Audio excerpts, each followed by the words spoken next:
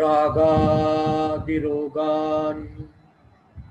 सततानुसक्तान् अशेषकायः प्रसृतान् शेषान् औत्सुक्यमोहारतिजान् जङ्घान् यो पूर्ववैद्याय नमोऽस्तु तस्मै यो पूर्ववैद्याय नमोऽस्तु तस्मै यो पूर्ववैद्याय नमोऽस्तु तस्मै।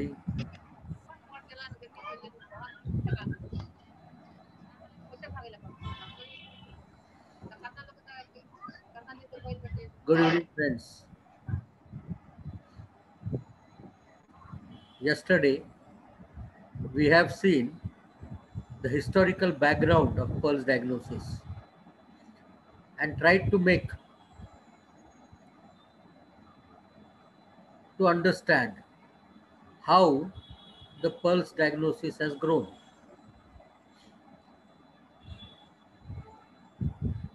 Just from getting to the pulsation to the understanding of the doshas and the intricate fabric of anatomy and physiology of the human body and any disturbances into it. So we need to know what is the anatomy and physiology of the pulse.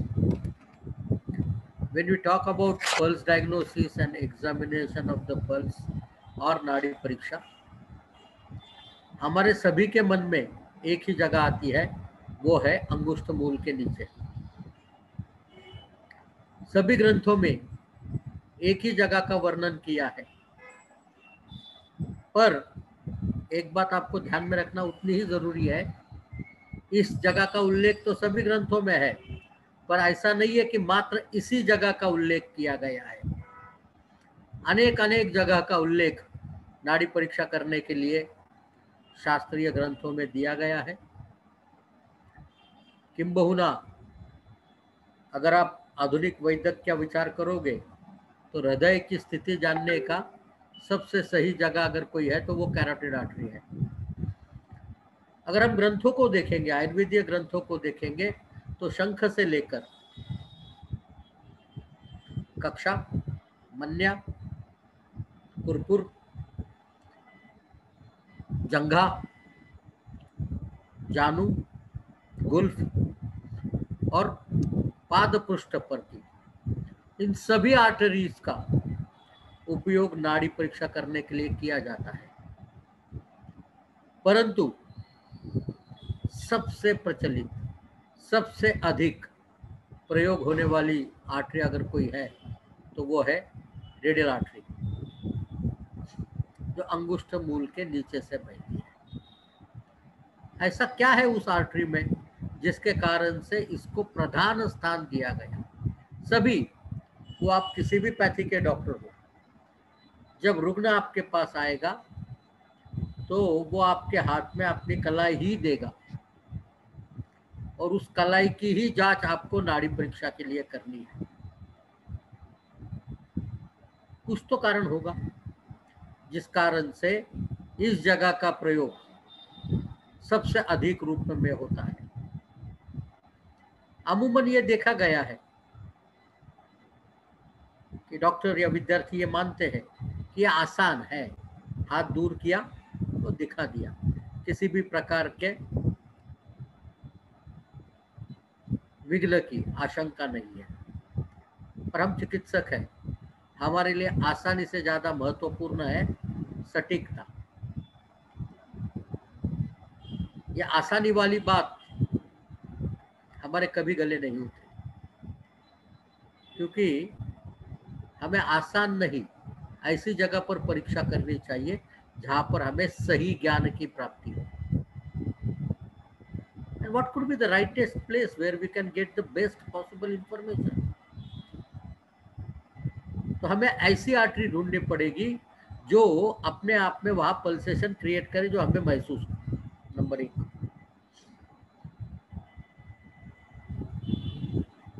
Number 2, वो सहजता से accessible हो। Number 3, उसके बीच में कोई व्यवधान न हो, there should not be any obstruction, easily accessible and non obstructed.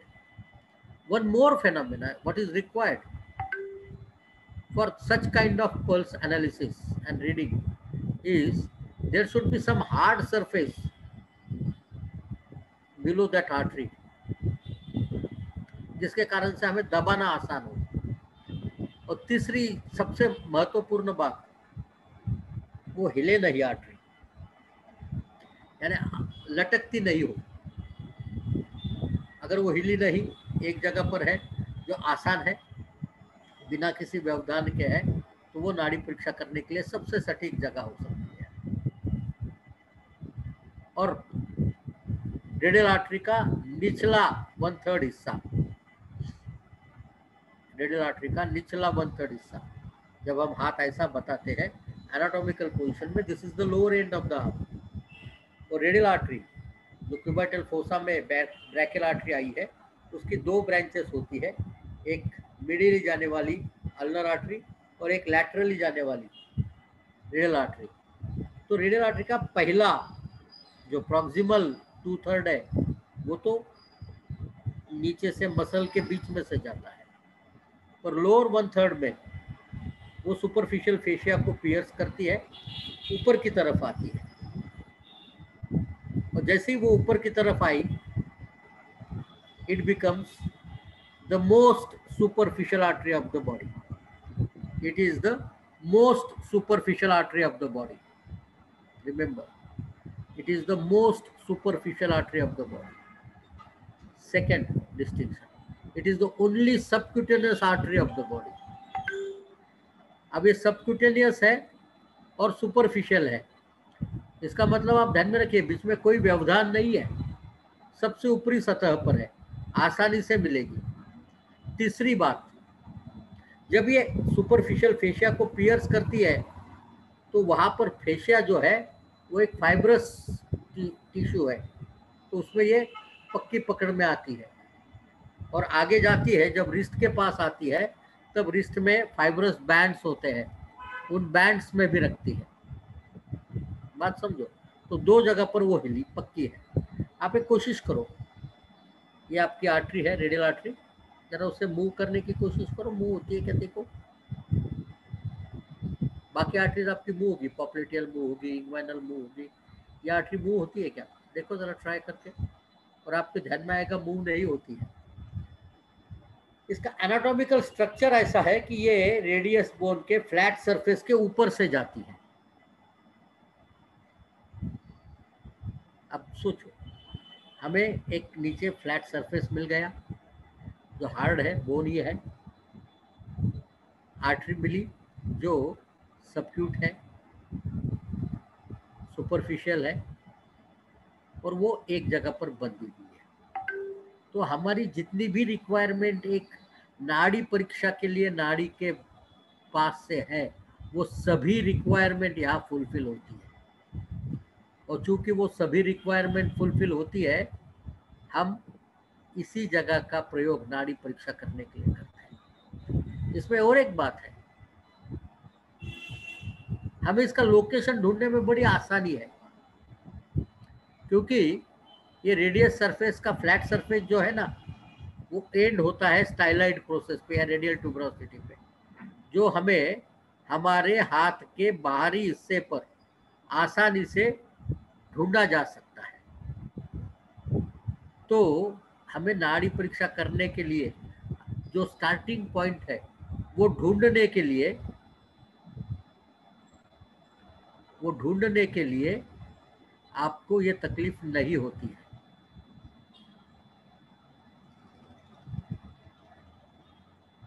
जैसे ही आप रेडियल ट्यूबरोसिटी को एक्सेस करोगे, तो आपके जहन में वो स्टार्टिंग पॉइंट ऑफ द नाड़ी मिल जाएगा.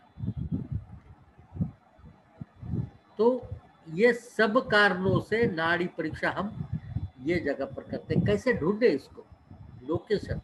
नाड़ी परीक्षा में अगर सबसे महत्वपूर्ण कुछ है, नाड़ी परीक्षा में अगर सबसे महत्वपूर्ण कुछ है, तो वो है इसका स्थान निर्धारण करना। नाड़ी परीक्षा तो बहुत साधारण परीक्षा है, आपके 3 उंगलियों के द्वारा उन स्पंदनों को स्पर्श करना।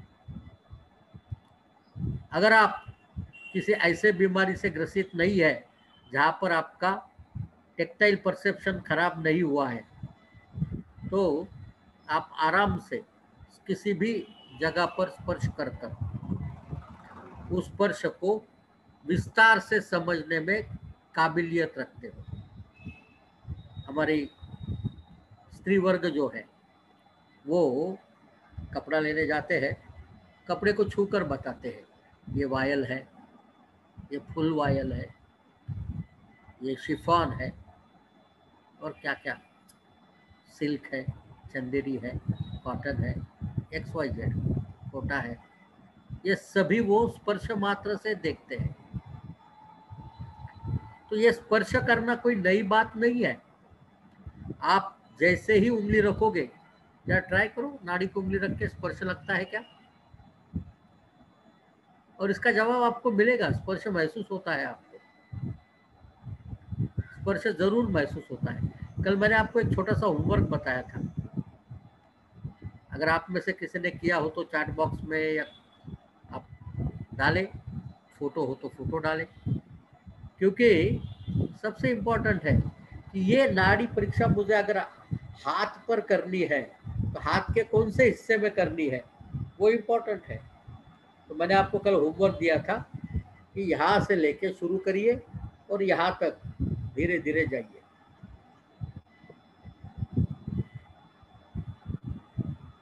तो हमें हाथ सीधा रखना है। नाड़ी परीक्षा करते वक्त कोई इस तरीके से हाथ करके नाड़ी परीक्षा नहीं करता, हमको हाथ सीधा खुल कर रखना है एनाटॉमिकल पोजीशन में। मैंने एक छोटा सा तरीका ईजाद किया है, हाथ ऐसा रखना है सामने, तो हमें ये हिस्सा बिल्कुल क्लियर मिलता है, तो जहाँ पर हम स्पर्श कर सकते हैं। जब रुग्ण पे नाड़ी परीक्षा करनी है तो कोई दिक्कत ही नहीं है, वो टेबल पे हाथ सामने किसी तकिए पे रखे तो आप उंगली रख सकते हो, आसानी से रख सकते हो, नाड़ी परीक्षा कर सकते हो।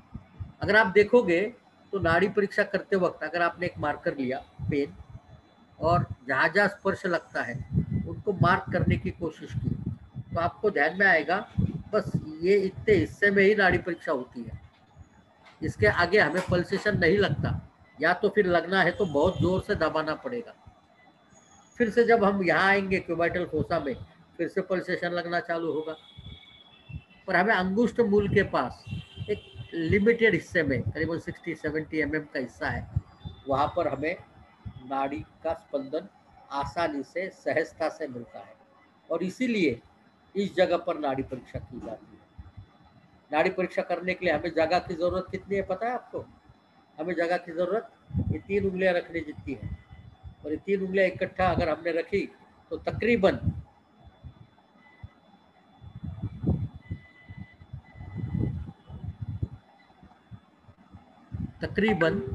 आपको 40 mm की जगह लगेगी। तो ये 40 mm की जगह यहाँ पर आसानी से मिलती है।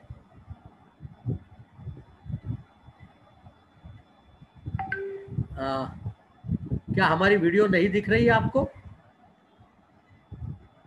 अभिषेक जी?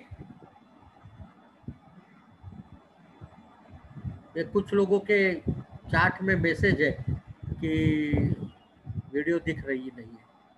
हाँ, तो आप जिनका वीडियो नहीं दिख रहा है या जिनको आवाज़ नहीं आ रही है, कृपया एक छोटा सा काम करें, लॉग आउट हो जाए और फिर से लॉग इन हो। ये आपके यहाँ पर दिक्कत है, हम लोगों का वीडियो चालू है।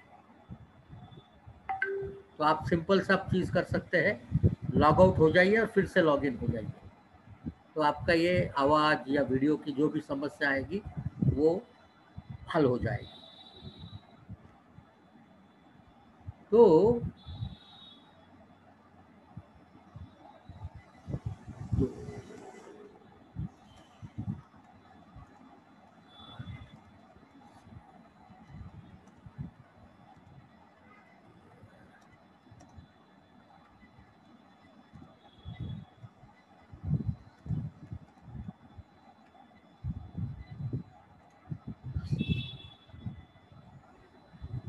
तो ये जो है, अगर हम इनको मार्क करना कोशिश करेंगे तो आपको एक बड़ा मजेदार चीज ध्यान में आएगी। मैंने उंगली रखी, इस पे एक मार्क किया,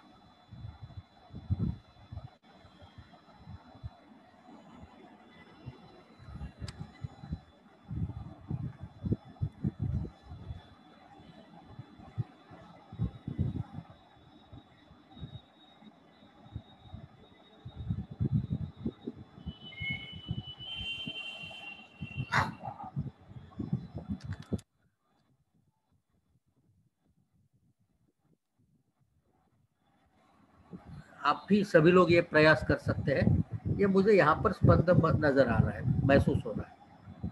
मैं आगे और स्लाइड किया तो यहाँ पर दूसरा स्पंदन नजर आ रहा है। मैं आगे और जा रहा हूँ, यहाँ पर मैं महसूस कर रहा हूँ, तो मैंने यहाँ पर तीसरा मार्क किया।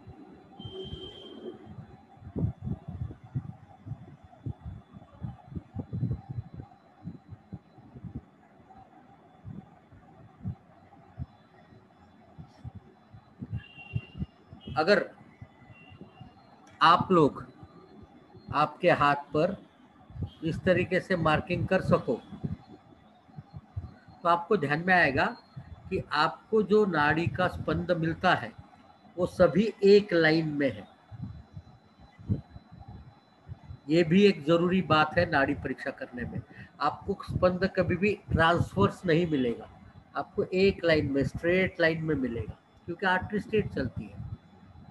तो ये एनाटॉमिकल स्पेशलिटी है जिसके कारण से रेडियल आर्टरी का प्रयोग नाड़ी परीक्षा के लिए सब लोग सब जगह पर करते हैं।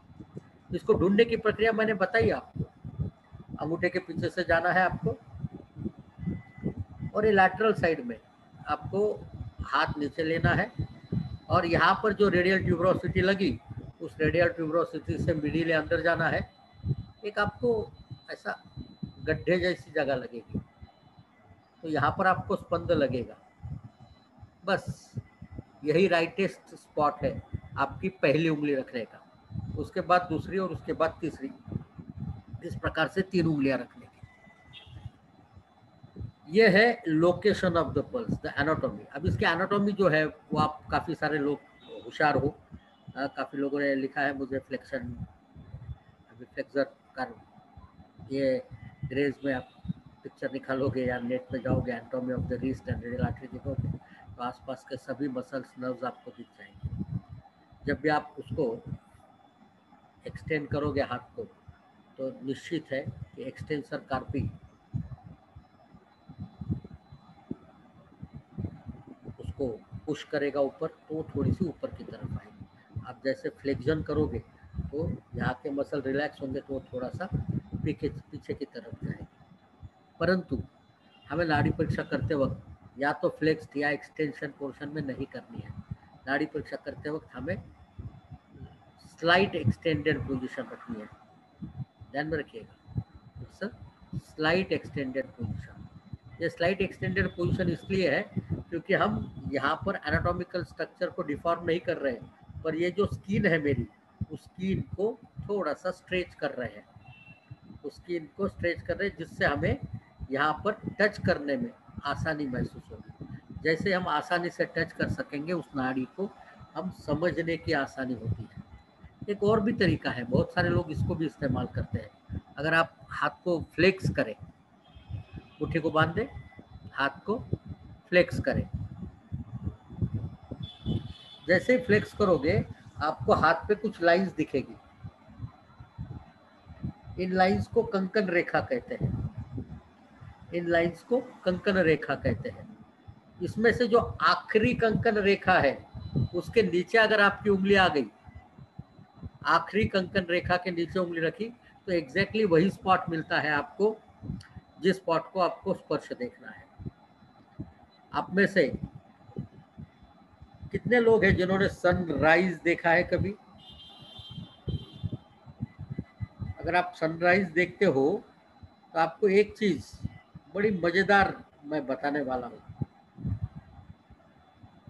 जो आपको बहुत आनंद देगी।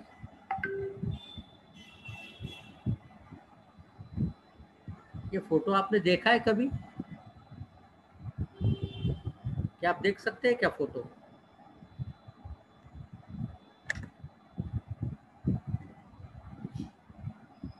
ये एक ही स्पॉट से लिए गए अलग अलग महीने के सनराइज का फोटो है, इंटरनेट पे मिल जाता है। तो ये अगर सनराइज आप देखोगे तो सनराइज कौन सी दिशा में होता है, तो आप सबका जवाब एक ही होगा कि सनराइज जो है, सर कुछ भी पूछते हैं, सनराइज तो ईस्ट में होता है, बिल्कुल ईस्ट में होता है। पर क्या आप अगर सनराइज देखेंगे तो इसमें जो ईस्ट दिखता है, ये क्या है? कंपास। आप अगर कंपास लगा दे और उसमें जो ईस्ट देखे तो उस ईस्ट पे मिलता है क्या? तो इसका जवाब फिर से एक बार नकारात्मक है।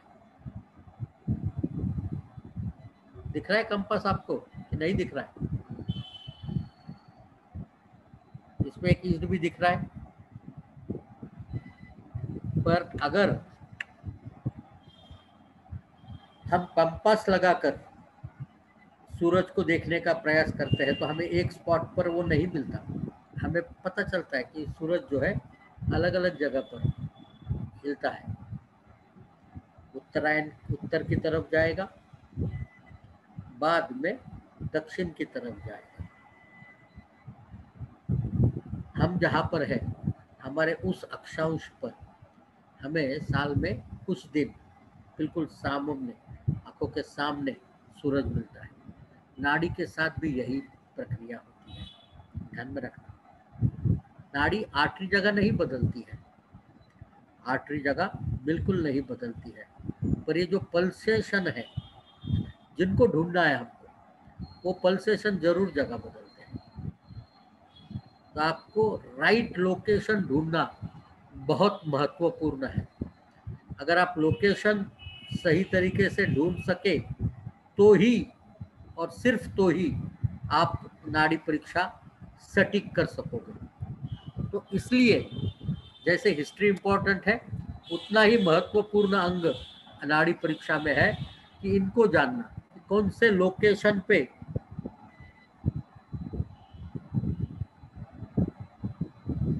आपको नाड़ी मिलती है। निपुण भाई जो है वो बहुत जल्दी में है।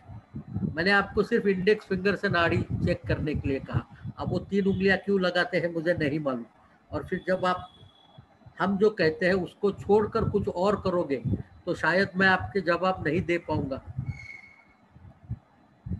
Just identify with your index finger, keep your index finger one by one and just try to feel it, and make sure that the pressure you are putting it on the first point, you should maintain the pressure across, you should maintain the pressure across the leg.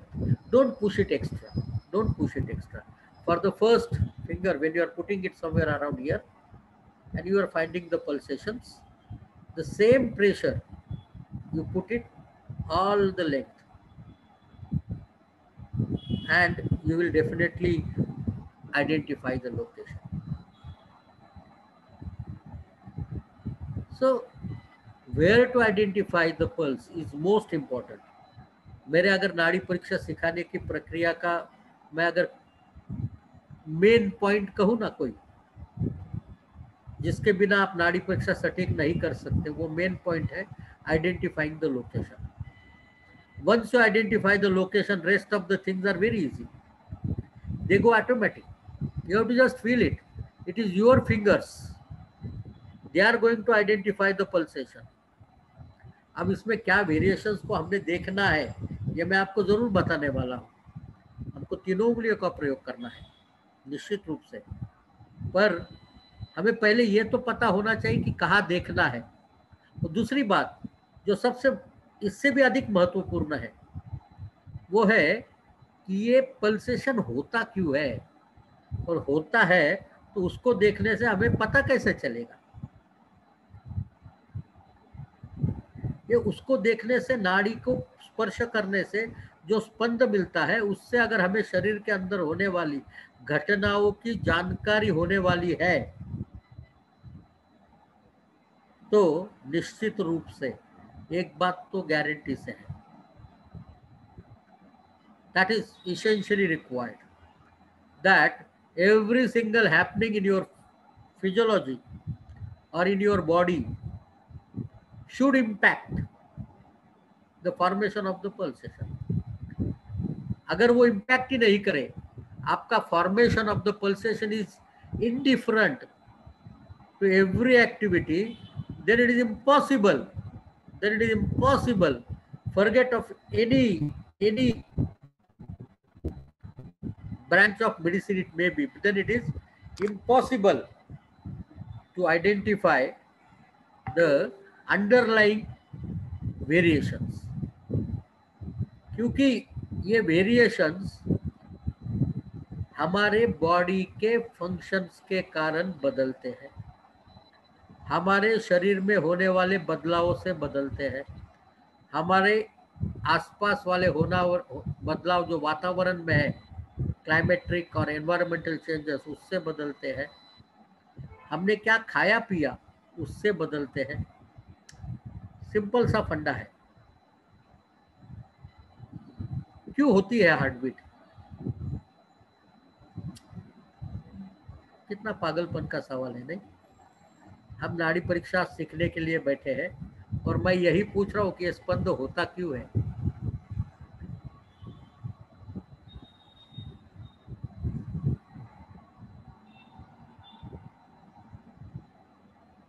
ये स्पंद निश्चित रूप से हृदय के कारण होता है।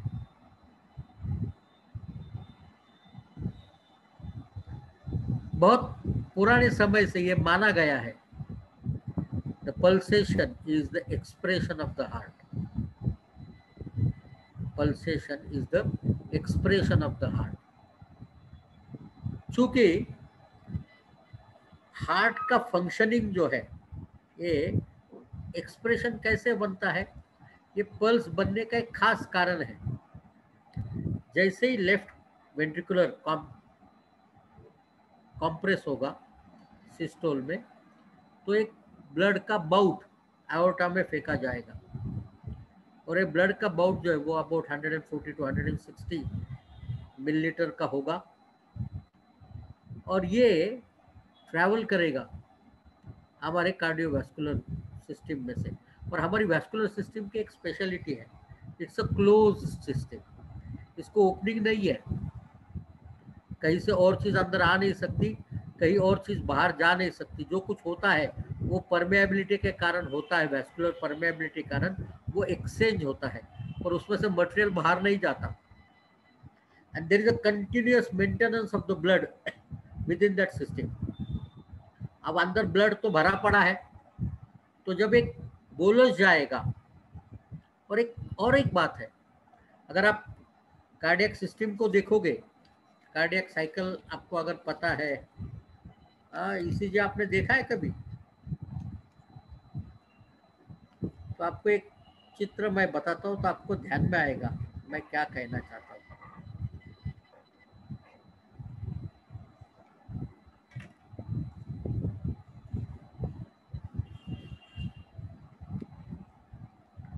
ECG आप में से कौन कौन देखता है? कोई लिखो तो यार। PQRST, oh very good.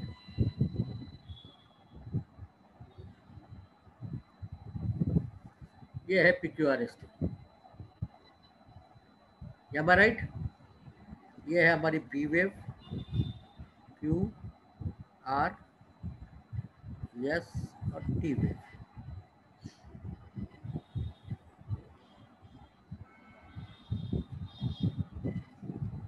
ये हमारा PQRST है, दिख रहा है आपको? इसमें से P रिप्रेजेंट करता है atrial contraction, QRS complex represent करता है वेंट्रिकुलर कॉन्ट्रैक्शन और टी वेव हमारा डायलिटेशन है, रिलैक्सेशन पोजीशन को इंटीमेट करती है। और इन सब के कारण क्या है? इन सब का कारण क्या है? क्यों होता है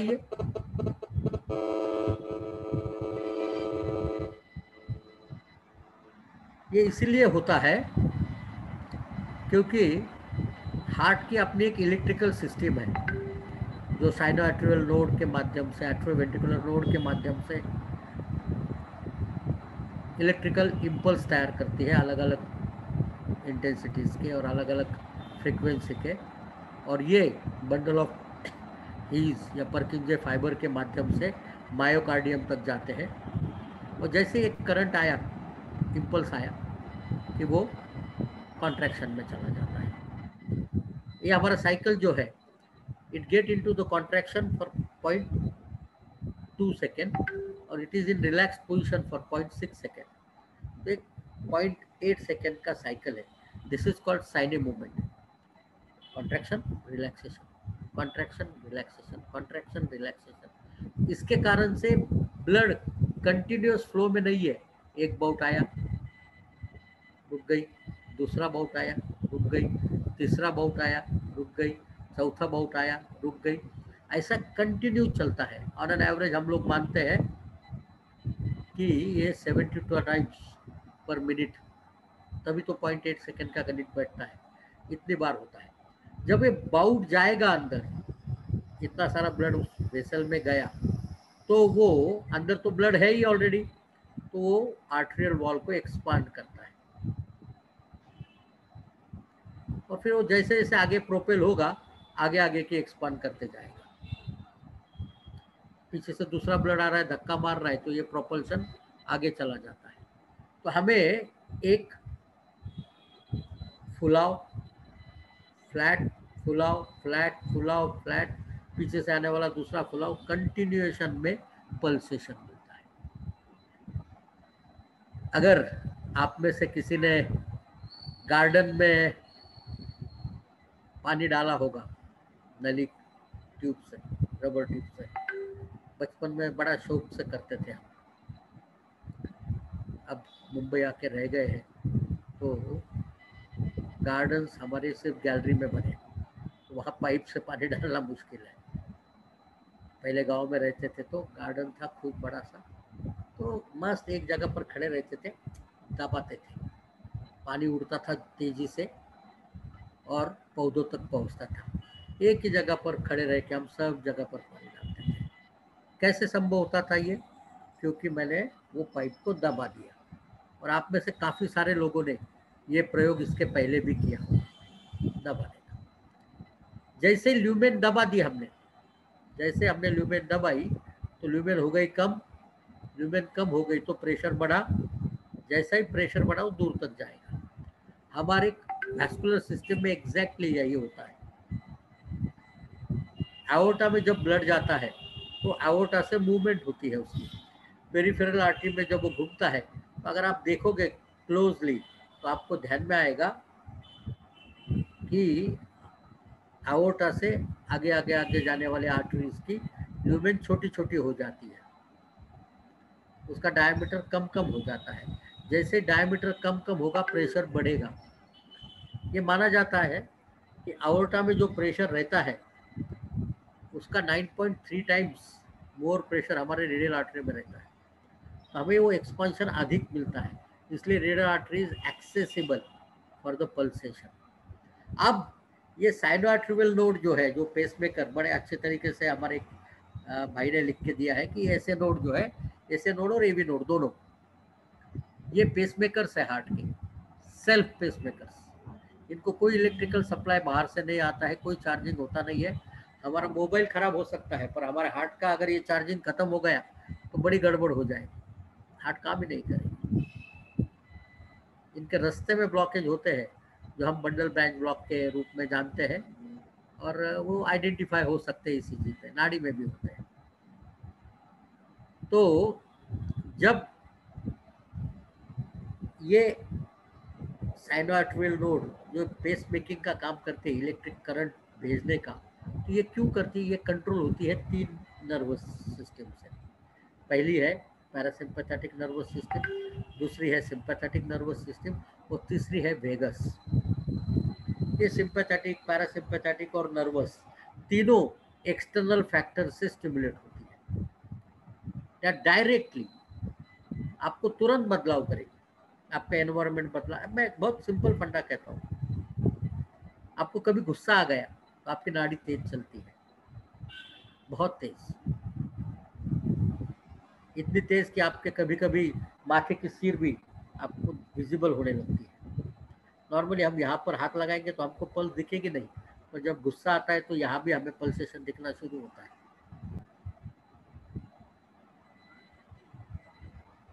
जब हमें एग्जाम को बैठना है,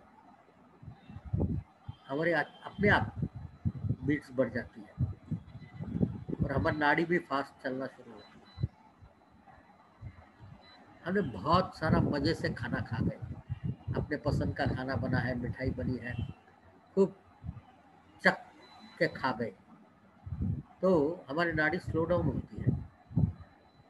किसी कारणवश एग्ज़ाम की पढ़ाई है या हॉस्पिटल में एक्स्ट्रा काम आ गया, इमरजेंसी में अटक गए, कोई सर्जरी में कॉम्प्लिकेशंस हो गए, आप असिस्ट कर रहे हो, अब बाहर निकल नहीं पाए, तो शायद आपका खाना कभी कभी 10-10 घंटे 12-12 घंटे डिले हो जाता है। ऐसी स्थिति में आपकी पल्स फास्ट होती है। कभी बुखार आया, आपकी पल्स फास्ट होती है। कभी लूज मोशन होते हैं, डिसेंट्री होती है, तब भी पल्स फास्ट होती है। एट्रियल फिब्रिलेशन में भी पल्स फास्ट होती है। तो अब ये जो पल्स फास्ट होना है ना, ये सब प्रक्रिया में अगर आप उंगली रखोगे तो आपको ध्यान में आती है, ये तो बुखार की पल्स है, ये डिसेंट्री की पल्स है, ये यार अभी डर लग रहा है। और ये अनुभव हर प्रैक्टिशनर अपने ज़िंदगी में, हर आयुर्वेद का स्टूडेंट या हर मेडिकल स्टूडेंट जब क्लिनिकली अवेयर होना चाहिए उसके लिए। वो क्लिनिक में अगर रूटीन में जाता है तो ये बहुत आसान है उसके लिए, वो नाड़ी पे उंगली रखेगा, उसको पता चलेगा। तो यहाँ पर जो ये एक्सपांशन है, ये कंट्रोल्ड है हमारी सिंपैथेटिक पैरासिम्पैथेटिक नर्वस सिस्टम से। दूसरी एक चीज़ और है, ये हमारा ब्लड का कंपोजिशन जो है ना, वो भी हर क्षण बदलते रहता है। हमारा मेटाबोलाइट्स ब्लड में अंदर आए, बदल गया, उसमें से बाहर निकल गए, एक्सचेंज के रूप में बदल गया कंपोजिशन, गैसेस अंदर आए, गैसेस बाहर गए, हमारा कंपोजिशन बदला। तो कंपोजिशन बदलना ये भी एक सामान्य प्रक्रिया है। हमारे आर्टरी की स्थिति हमारे एज के अनुसार बदलेगी, उसका भी परिणाम होगा। ये सबका इकट्ठा परिणाम ये एक्सपांशन पे होता है, और इसलिए ये एक्सपांशन हमें सीधी इंटीमेशन इंफॉर्मेशन देती है कि हमारे शरीर में क्या घट रहा है। मैंने आपके साथ बड़ी फिजियोलॉजी की बात की है ना, आयुर्वेद में है क्या ऐसा कुछ, क्या लगता है आपको? बिल्कुल यही प्रक्रिया आयुर्वेद में भी है। कल मैंने आपको सबको कहा था 3 अध्याय पढ़ने के लिए, किसने किसने पढ़े? जरा हाथ तो ऊपर करो यार, मुझे मालूम तो पड़े कि यस तो लिखो कम से कम चार्ट में, तो मुझे पता चले आपने 3 अध्याय पढ़े। कौन से अध्याय कहे थे ये बताइए। हमने आपको 3 अध्याय बताए थे कल, कौन से? अभी ये वेबिनार में सबसे बड़ा गड़बड़ है, इसमें मैं आपको देख नहीं पा रहा हूँ, आप मुझे देख जरूर रहे हैं। चरक सूत्र 30 वेरी करेक्ट, चरक इंद्रिय 3 एब्सोल्युटली राइट, और एक सिद्धि 9 वेरी गुड। अगर आपने ये देखा होगा तो हृदय कैसे काम करता है त्रिमर्मीय सूत्र स्थान में आपको मिलेगा, और त्रिमर्मीय सिद्धि में आपको एक दूसरा गणित मिलेगा। हृदय से जो 10 महामूल्य धमनियां जाती है वो पंच महाभूत रस के साथ सभी गुणों को लेके चलती है। और सिद्धि स्थान में वो कहते हैं कि दूरस्थ वाहिनी में भी, दूरस्थ जो हमारी धमनियां है वहां भी अगर हम स्पर्श करेंगे तो हमें उसकी जानकारी मिलती है। यानी हृदय से हमारे शरीर के पंच महाभूत सभी गुणों की जानकारी, सभी दोषों की जानकारी मिलने का सटीक वर्णन हमारे चरक संहिता में भी है। ये सिर्फ मॉडर्न मेडिसिन में या एनाटॉमी फिजियोलॉजी में है ऐसा नहीं है, वहां भी है। ये ध्यान में रखेंगे अगर आप, तो इस कारण से हम लोग ये प्रयास करते हैं कि वहां से आइडेंटिफाई करें शरीर में होने वाले बदलाव। अब बदलाव को ढूंढना है तो कैसे ढूंढेंगे? अगला सवाल आपके जहन में आना चाहिए। अभी हमने हिस्ट्री देखी, हमने एनाटॉमी देखी, हमने फिजियोलॉजी देखी, कहाँ पकड़ना ये देखा, अब उसमें उंगली रख के देखना क्या है? यही तो सबसे इम्पोर्टेंट बात है। और यहाँ पर नाड़ी परीक्षा का जो मूल प्रक्रिया है वो शुरू होती है। नाड़ी परीक्षा की जितने भी किताबें आप पढ़ो, सिवा हमारे किताब के, और थोड़ा सा सीक्रेट्स ऑफ पल्स में प्रोसेस कहीं नहीं दी है। और मैं ये जो आप लोगों के साथ बात कर रहा हूँ, ये वही है प्रोसेस। एक बार प्रोसेस आ गई तो नाड़ी परीक्षा करना बहुत आसान है। कोई, मैं तो मानता हूँ ये कि नाड़ी परीक्षा सबसे सहज, सबसे आसान, सबसे फास्ट होने वाली परीक्षा पद्धति है। सबसे फास्ट, सबसे आसान, सबसे सहज। अगर ये सहज नहीं होती तो आदिवासी लोग करते भला? दुनिया के हर कोने का चिकित्सक, वो किसी भी पैथी का हो, वो नाड़ी परीक्षा करता है। क्या ये संभव होता? मैं लोक स्वास्थ्य परंपरा संवर्धन समिति के साथ जुड़ा हुआ था और हम पूरे भारतवर्ष का दौरा करते थे, सभी आदिवासी इलाकों में जाते थे। वहां के चिकित्सक कौन सी पद्धति का अनुलंब करते हैं उसको ढूंढते थे। और आप विश्वास करो मेरा, बिल्कुल दुर्गम आदिवासी पाड़े पे, पाड़ा जिसको कहते हैं बस्ती पे, जहां पर हम गए थे, जहाँ 10, 15, 20, 25 घर होंगे, वहां पर भी एक बंदा होता था जो जानता या चिकित्सक के रूप में माना जाता था, भगत के रूप में माना जाता था। वो भी बंदा नाड़ी परीक्षा करता है। हमारे हिमालय के साधु भी नाड़ी परीक्षा करते हैं, हमारे डॉक्टर्स भी नाड़ी परीक्षा करते हैं, हम लोग भी नाड़ी परीक्षा करते हैं। ये मुश्किल होती तो क्या ये सब लोग करते? ये सबसे आसान है। आपको एक छोटा सा प्रयोग करना है। आज का दूसरा होमवर्क तो 3 तरीके से कर सकते हो आप। पतली ट्यूब लेके आओ, ये पतले पतले स्ट्रॉ मिलते हैं ना, जो हम गन्ने का जूस पीने के लिए इस्तेमाल करते हैं, वो कड़क वाला नहीं लाना। सफ़ेद कड़क मिलता है ना जिसमें वायर्ड होती है, वो नहीं, जो सॉफ्ट प्लास्टिक के मिलते हैं वो लाना। इसमें अलग अलग फ्लूइड भरना, किसी में पानी भरना, किसी में दूध भरना, किसी में तेल भरना तिल्ली का, किसी में कैस्टर ऑयल भरना, किसी में ग्रीस भरना, किसी में थोड़ा दही भरना, किसी में शहद भरना, किसी में मैदा भरना, किसी में आटा भरना, किसी में रवा भरना, किसी में थोड़ी पतली वाली रेत भर देना। ऐसे 10-12 स्ट्रॉ तैयार करना। आपको स्ट्रॉ बहुत ही पतला लगता है, आप और एक प्रयोग कर सकते हैं जो हम करते हैं। हमारे आजकल प्लास्टिक के ग्लोव्स मिलते हैं आज, या रबर के। इनके जो फिंगर्स है, एक ग्लोव में 5 फिंगर मिलते हैं, इसमें भर देना और इस फिंगर को गरम छुरी करके काट देना तो वो सील भी हो जाएंगे। तो आपको ये भरा हुआ ट्यूब या भरे हुए फिंगर्स मिलेंगे जिसमें अलग अलग चीज़ें भरी है।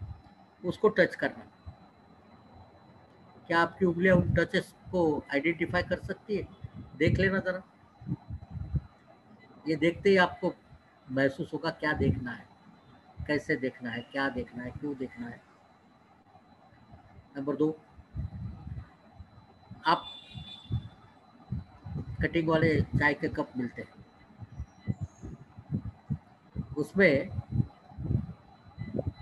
एक 95 डिग्री फ़ारेनहीट का पानी भरना, एक में 95.5 का भरना, 96 का भरना, 96.5 का भरना, 97 का भरना, 97.5 का भरना, 98, 98.5, 99, 99.5, 100, 100.5, 101, 101.5, 102, 102.5, 103, इतना बस हो गया। इसके ऊपर का होगा तो वैसे भी नाड़ी में क्या, पेशेंट को देख के ही पता चलेगा, इतना टॉक्सिक दिखेगा। नाड़ी परीक्षा करने की जरूरत ही नहीं पड़ेगी। ये इसको टच करो तो आपको वेरिएशन ऑफ टेम्परेचर भी पता चलेगा। नाड़ी का वेरियस टच और वेरिएशन ऑफ टेम्परेचर, ये आज का होमवर्क है। ये 2 होमवर्क, गर्म पानी का अलग अलग टेम्परेचर के, और दूसरा बहुत सिंपल जो है, हमारे पास ट्यूब्स भरनी है और वो ट्यूब के माध्यम से अपने अलग अलग स्पर्शों को करना है। इतना करोगे तो नाड़ी परीक्षा बहुत आसान हो जाएगी। Very good. So you are answering nicely. तो यहाँ पर किसी का कोई प्रश्न है तो मैं देखना चाहूँगा।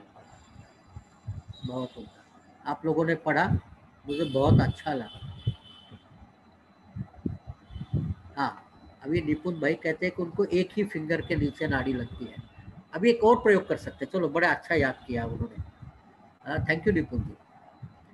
आप एक काम करो, अभी आपको स्पॉट्स मालूम पड़े हैं कहाँ पे पल्स मिलता है। आपकी 3 उंगलियां नाड़ी पे रखना।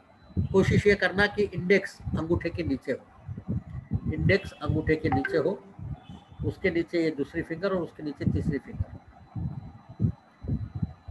आज से लेके कल शाम तक, कल शाम को 7 बजे तक कम से कम 50 बार नाड़ी देखना। टाइमिंग लिखना, आप क्या कर रहे हो, क्या खाया पिया था, सोए थे, जगे थे, जो भी है वो लिखो। मल परीक्षण हुआ, मल प्रवृत्ति हुई, नहीं हुई, पेशाब को जाके आए, नहीं आए, भाग के आए, वॉकिंग करके आए, जो भी कर रहे हैं वो एक्टिविटी लिखो। इंडेक्स में स्पर्श लगता है, मिडल में स्पर्श लगता है या रिंग में स्पर्श लगता है, इसको आइडेंटिफाई करने की कोशिश करो। जैसा मैंने लोकेशन बताया उस तरीके से लोकेशन आइडेंटिफाई करो। पहली उंगली, दूसरी उंगली और तीसरी उंगली इस तरीके से रखनी है। ये तीनों उंगलियां रखकर आपको 3 एक्सपेरिमेंट हो गए। एक तो कौन से उंगली के नीचे स्पर्श लग रहा है, जैसा कभी एक उंगली के नीचे लग सकता है, कभी 2 उंगली के नीचे लग सकता है, कभी तीनों पे लग सकता है। जो भी लगता है उसको मार्क करो, सिर्फ टिक लगता है इतना ही, उसको कोई बाकी लफड़ा नहीं करना। और इस तरीके से ट्यूब्स बना लो, फिंगर्स बना लो, या बाजार से ट्यूब लेके आओ, ये पेप्सी कोला की ट्यूब्स आती है उसमें भी कर सकते हो, या आप कैपिलरी ले सकते हो पतली वाली, और उस कैपिलरी को भी देख सकते हो। ज़्यादा थिक नहीं होनी चाहिए, इतना ध्यान में रखना। उसके वॉल जो है उसकी थिकनेस कम से कम होनी चाहिए। इतना अगर आप ध्यान रखें तो एक बेहतरीन चीज़ आपको आइडेंटिफाई हो सकेगी। इतना प्रयास करिएगा, और ये प्रयास के बाद हम कल मिलते हैं शाम को इसी समय, इसी चैनल पर। आज जितने भी प्रश्न आए थे मैंने सबके उत्तर दिए हैं। जो भी फेसबुक या यूट्यूब पे प्रश्न आएंगे उनका जवाब हम लिखकर भेज देंगे। आप सबका बहुत धन्यवाद। आप लोग ध्यान से सुन रहे हैं, मुझे ये अच्छा लगा। पढ़ रहे हैं, ये उससे भी अच्छा लगा। अगर आपको सही कहता हूँ मैं, अगर नाड़ी परीक्षा में मास्टर बनना है तो एक ही प्रक्रिया है, प्रैक्टिस।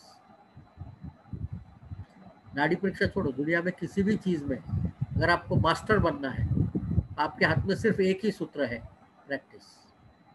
भावाभ्यासनम अभ्यासः शीलनम सतत क्रिया। अभ्यास करना है। क्यों? शास्त्रम ज्योति प्रकाशार्थम। शास्त्र जो है वो हमें सिर्फ दिया देगा, लाइट देगा टू सी, लाइट देगा टू सी, पर क्या देखना है, क्या देखना है, ये अभ्यासात प्राप्यते दृष्टि। ये ध्यान में रखना, अभ्यासात प्राप्यते दृष्टि। क्या देखना है ये आपको अभ्यास बताएगा। और इसलिए कबीर जी कहते हैं, गुरु गोविंद दोनों खड़े काको लागू पा, बलिहारी गुरु आपने गोविंद दियो दिखाए। नाड़ी तो आपके पास है, नाड़ी आपके पास है, उंगलियां आपके पास है, आप स्पर्श कर सकते हो। क्या देखना है ये इंपॉर्टेंट है, वो ये नाड़ी गुरु आपको सिखाएगा, क्योंकि वो सबसे आसान है। मेरा काम सिर्फ आप तक वहां पहुंचाना है, बस। गोविंद तो है, आपके अंदर है, नाड़ी आपके अंदर है, उंगलियां आपके पास है। मैंने नया कुछ भी नहीं डालना है, सिर्फ मैंने आपको अवेयर करना है कि आप कौन हो। और यही ज्ञान जो है, अज्ञान तिमिरांधनानां ज्ञानांजन शलाकया नेत्र उन्मीलनार्थे, बहुत सिंपल है। आंखें सिर्फ खोलने का है। आप आंखें बंद करके नाड़ी को देखते हो, अब आंखें खोलकर, आंखें कौन सी, ये सामने वाली भगवान ने दी हुई हमारे दृश्य देखने वाली आंखें नहीं, अंदर की आंखें जो आपकी उंगलियों के साथ, हर इंद्रिय के साथ स्पर्श के रूप में कार्यरत है। हर इंद्रिय के साथ स्पर्शक रूप में जो कार्यरत है वो अक्ष जो हमें प्रत्यक्ष कराता है, उस अक्ष को खोलना है बस। इसलिए आपको करना है अभ्यास। मैं आपको दिखा दूंगा कि क्या देखना है, शास्त्र आपने को दिखाएगा कि क्यों देखना है, और ये तीनों का इकट्ठा मिला पाया तो नाड़ी परीक्षा है, और कुछ नहीं है। तो फिर मिलेंगे कल, नाड़ी को कैसे देखना है, क्या क्या देखना है, ये समझेंगे कल या परसों 2 दिन में, और फिर कोशिश करेंगे कि उसका निदान कैसे करेंगे। नमस्कार। क्या प्रश्न है किसी का? मेरे ख्याल से ओ गॉड, हाँ, Apurva, how you are going to diagnose वातज पित्तज एंड कफज नाड़ी। पहले तो मैं आप सबसे एक बात करूंगा, ये वात पित्त कफ क्या है, कल जरा एक कोई तो भी एक तैयार करके नोट आते ही इस चैट बॉक्स पे डाल देना कि व्हाट आर दिस वात पित्त एंड कफा, वो बहुत इंपॉर्टेंट है। चरक के तो मैंने आपको 3 ही बताए थे, चरक सूत्र 30 जिसमें हृदय से संबंधित बातें उतनी पढ़ना है, चरक इंद्रिय 3 पूरा पढ़ना है, और चरक सिद्धिस्थान 9 का हृदय के साथ धमनियों के बारे में जहाँ जानकारी है सिद्धिस्थान की उतना करना है। बाकी तो सब ठीक है। हाँ, या अपूर्वा जी, आप इतना वात पित्त कफ नाड़ी तो बाद में देखेंगे, पहले वात पित्त कफ क्या है यही तो समझे। बड़ी वात पित्त कफ एक बड़ी मजेदार चीज है जिसको पकड़ में नहीं आते। तो कल हम वात पित्त कफ के बारे में अगर समय मिला तो उसके बारे में बात करेंगे, नहीं समय मिला तो आप या अपूर्वा जी ग्रुप में डाल देंगे, ऐसे आशा करता हूँ मैं, विनती भी। आप सबका पुनः एक बार धन्यवाद। न्यूरोप स्ट्रीट का ये अपॉर्चुनिटी मेरे लिए उपलब्ध कराने के लिए धन्यवाद। नमस्कार।